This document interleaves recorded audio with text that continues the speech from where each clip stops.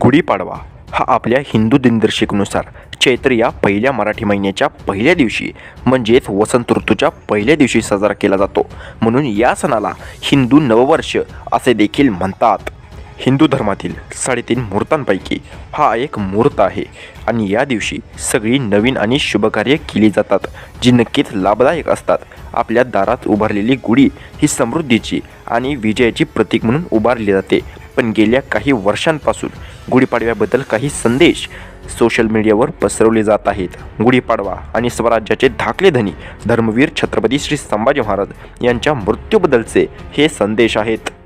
धर्मवीर छत्रपती श्री संभाजी महाराजांच्या मृत्यूनंतर आनंदोत्सव म्हणून स्वराज्यातील एका विशिष्ट समाजातील लोकांनी गुढीपाडवा साजरा केला, असा मतितार्थ त्या संदेशात असतो. याही वर्षी सकाळपासून असे संदेश व्हायरल होत आहेत. पण हे खरं आहे का? राजे संभाजी यांच्या मृत्यूनंतर गुढीपाडव्याला सुरुवात झाली आहे का, की त्या आधीपासून गुढी उभारली जात होती? याबद्दल जाणून घेऊया. पाडव्याबद्दल पौराणिक महात्म्य असं सांगितलं जातं की ब्रह्मदेवांनी याच दिवशी विश्वाची निर्मिती केली आणि पुढे याच दिवशी प्रभू श्रीराम देखील आपल्या राज्यात वनवास संपून आले असं सांगितले जाते. हा गुढीपाडवा सण जसा महाराष्ट्रात मराठी माणूस साजरा करतो, तसेच कानडी आणि तेलुगू मंडळी देखील साजरे करतात. गुढीपाडव्याचा उल्लेख आपल्याला संभाजी महाराजांच्या मृत्यूआधी सापडतो. 24 नोव्हेंबर 1649 सालचे छत्रपती शिवाजी महाराजांच्या काळातील एक पत्र आहे. या पत्रात एक मजकूर सापडतो. त्यात गुढीपाडवा या सणाचा स्पष्ट उल्लेख केला आहे. म्हणजेच शिवराय असताना देखील गुढीपाडवा साजरा केला जात होता.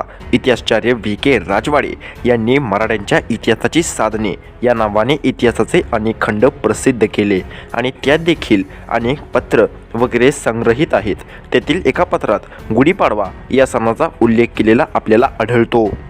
यासोबतच एका पत्रात असा उल्लेख आहे की गुढीपाडवा या सणानिमित्त निराजी पंडित आपल्या घरी आले होते. हे पत्र नारायण शेणवी या मुंबईच्या वकिलाने मुंबईच्या गव्हर्नरला लिहिले आहे.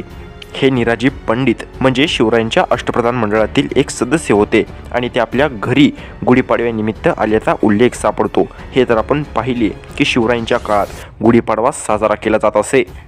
आता पाहूया की शिवरायांच्या आधीच्या काळात हा सण होता की नाही. आपल्या संतांनी देखील गुढीपाडव्याचा उल्लेख अनेक कविता, अभंग इत्यादींमधून केला आहे.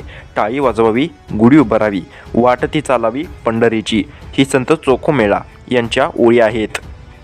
संत ज्ञानेश्वर यांच्या ज्ञानेश्वरीमध्ये अध्याय 4, 6, 14 मधील ओळीत अनेक ठिकाणी विजयाची गुढी व असे अनेक गुढीपाडव्याचे उल्लेख. गुढीपाडवा हा सण त्याही काळात होता याचे पुरावे देतात. आपल्या खात्रीसाठी आपण त्यातील एक श्लोक पाहू. एके संन्यासी तेची योगी, ऐसे एकाके तेची जगी, गुढी उभेविली अनेके शस्त्रास्त्री.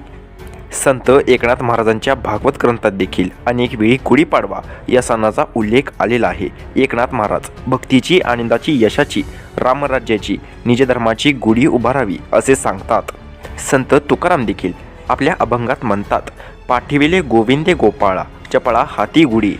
यावरून तुकाराम महाराजांना देखील हा सण माहीत होता आणि ते साजरी करत होते. यावरून हे सिद्ध होते की धर्मवीर छत्रपती श्री संभाजी महाराजांच्या मृत्यूचा आणि गुढीपाडव्याचा काहीही संबंध नाही.